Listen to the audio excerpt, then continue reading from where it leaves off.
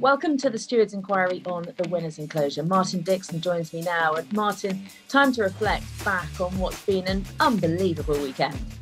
It's been fabulous racing, hasn't it? Right through the week at Aintree, and of course the story with Rachael Blackmore was tremendous, and Henrythebromhead 1-2 in the National as well as the Gold Cup for him, and just a fantastic 3 days of racing, I thought, at Aintree. Really, it was really well received. The atmosphere for what it could be, without crowds, was as good as you could hope for. The track was in wonderful condition, and we saw some fantastic finishes as well as one or two really serious performances, I thought, over the course of the 3 days. Well, let's start by talking about Rachael Blackmore becoming the first lady jockey to win the Grand National. She just keeps delivering, doesn't she? And it just keeps getting better and better. And it was one of those results that was just a real good feel-good factor for, I think, everybody after the race. It was, yeah. I mean, it was sort of, if you were a journalist writing a story, it was the one story that probably rose above all of the others that you could have hoped for, really. And it just caps off what has been a fabulous few weeks for Rachael Blackmore and Henrythebromhead. But she's obviously just right at the top of her profession, isn't she? Male or female, she is as good as there is as anybody that is riding at the moment. She's got such confidence. She seems to make just the right moves at the right time, have her horses in the right positions, and essentially doesn't make many mistakes, which is what race riding seems to be all about at the very top level. If you've got the horse underneath you, which Rachael has done on many occasions, she's getting the opportunities to ride some top class horses with very good chances in these big races, but she just isn't making mistakes on those horses, and she's giving them every opportunity to go and win the big races that she's been winning over the last few weeks. So, it's been a fantastic 12 months or so in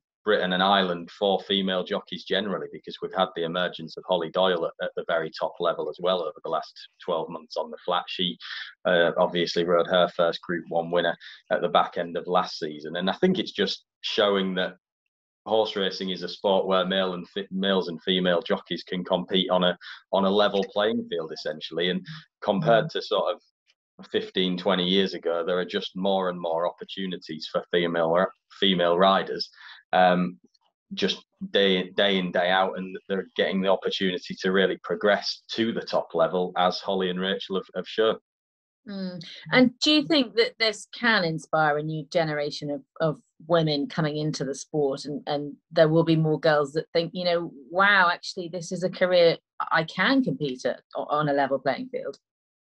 It has to, doesn't it? Because when you've got role models there that are setting the standard, it gives you hope that you could be the next one. And you look at sport worldwide, and so many sports ultimately are male dominant, aren't they? Whether you look at football, American football, baseball, cricket, boxing, whatever you want to look at. Exactly. Athletics, whatever it is.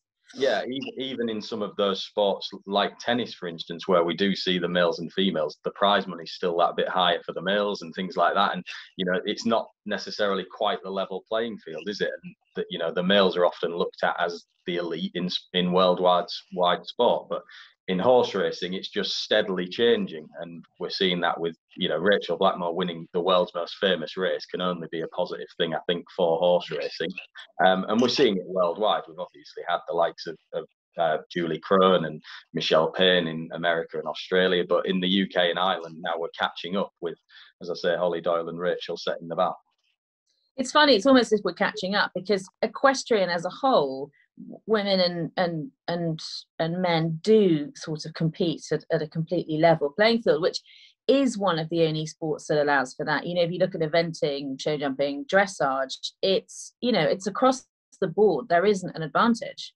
No, absolutely. And it's more about, I think in racing, it's more about opportunity. And female jockeys going back over the last 50 years probably haven't had enough opportunities to progress in the way that they are doing in the modern era. And that can only be a positive thing, I think, for horse racing generally.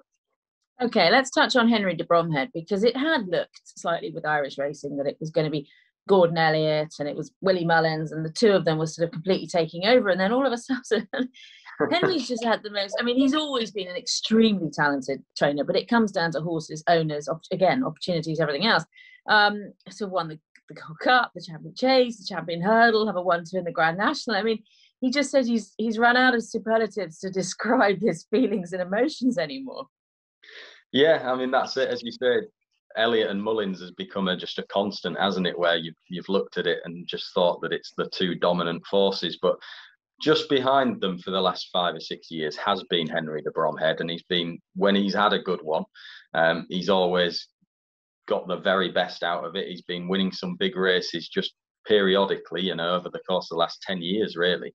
And it's just gone to another level for him, hasn't it, this season? That not only, obviously, he's got training more and more horses, he's got increased ammunition, if you like, and they are all performing at the very top level. He's just got them in such good order over the last, well, over the course of the whole season, really.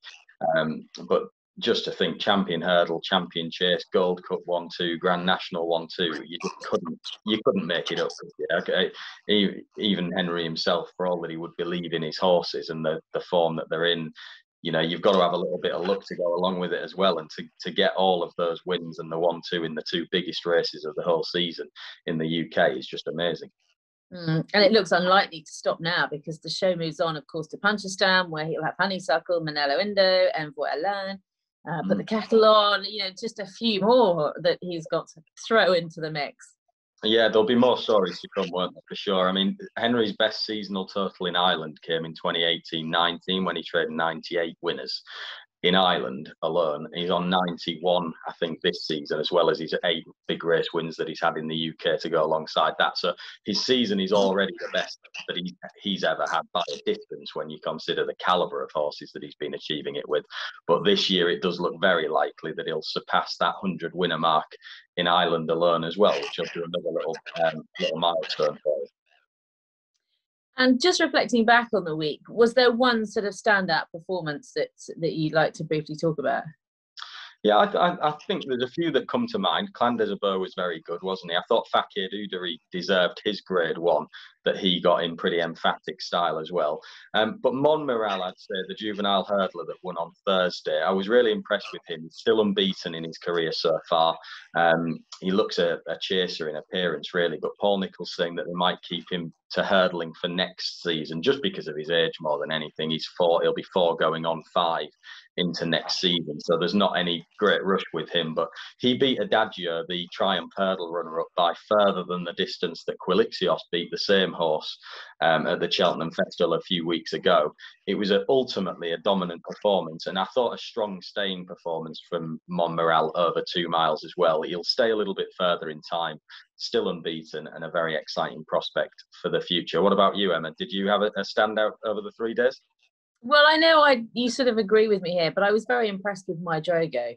You know, the fact they made every decision correctly, didn't they? They bypassed the festival. He's a very, very strong traveling horse, and he had the race won a long way out, didn't he? He just looks an awesome horse to go to war with now. And finally, we might have something representing the British that can take on all these Irish stars. Do you think he can mix it with the best of those?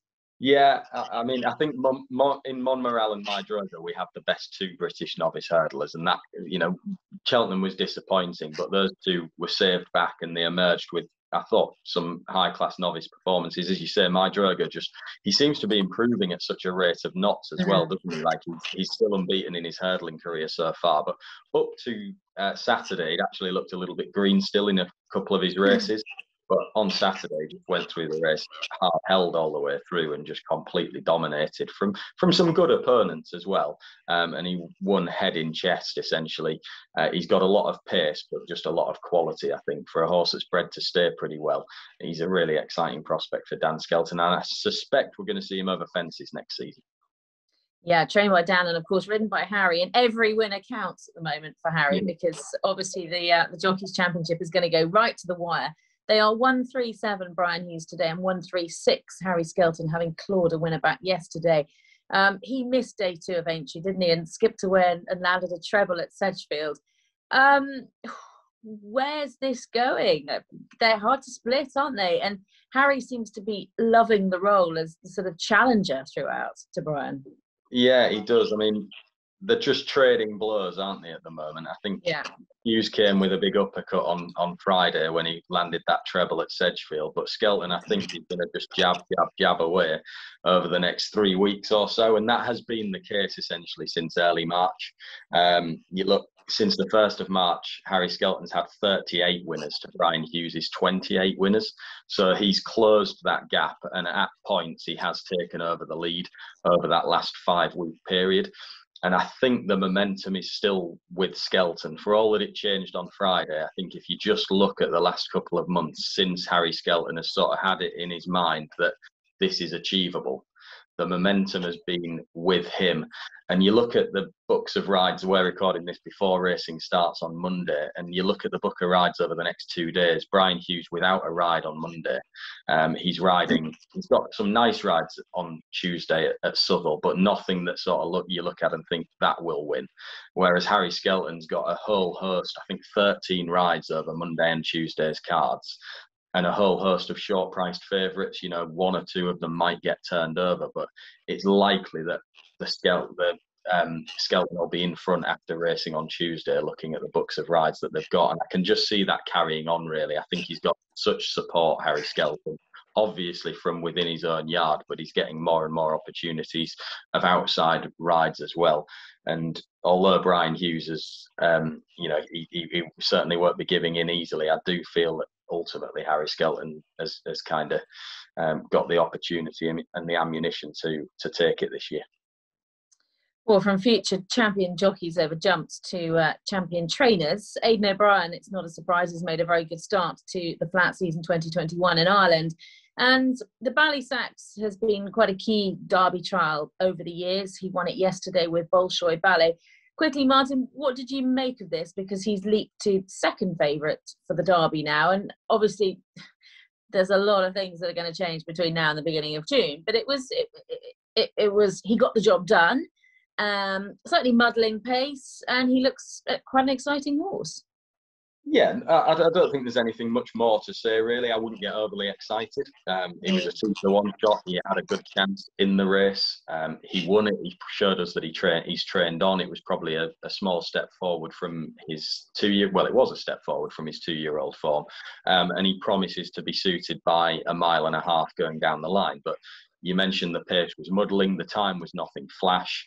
I don't think it was a performance to get too excited about at this stage, but it earned him a crack at some of the better trial races, if you like. York may well be on the agenda for the Dante next month, and Bolshoi Ballet would be a horse that would go to the Dante with a good chance, and then he would need to take in that step if he was going to sort of justify that position right up towards the head of the Derby betting. He's all potential at this moment in time.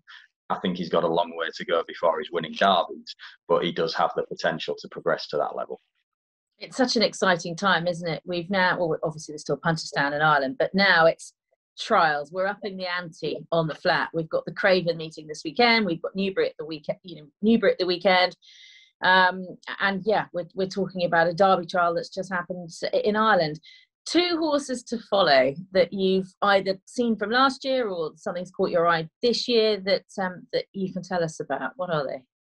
Well, the first one is a horse that's actually still in the Derby, and whether he's going to be quick enough or good enough for that, I'm not sure, but I could see him taking in a Derby trial. That's a horse called Trawler Man that won at Pontefract last Tuesday. I was on track that day. Quite an impressive looking horse. He's still a little bit, he's sort of almost just so chilled out when you see him in the paddock, and yet he produced a performance of real quality on the track. It was only a small field novice contest that he won, but he beat an 80 rated rival called King Tranquil by 8.5 lengths, and he put up easily the best time performance on the card as well. He already looks a sort of 100+ horse in the making, I would say, Trawler Man.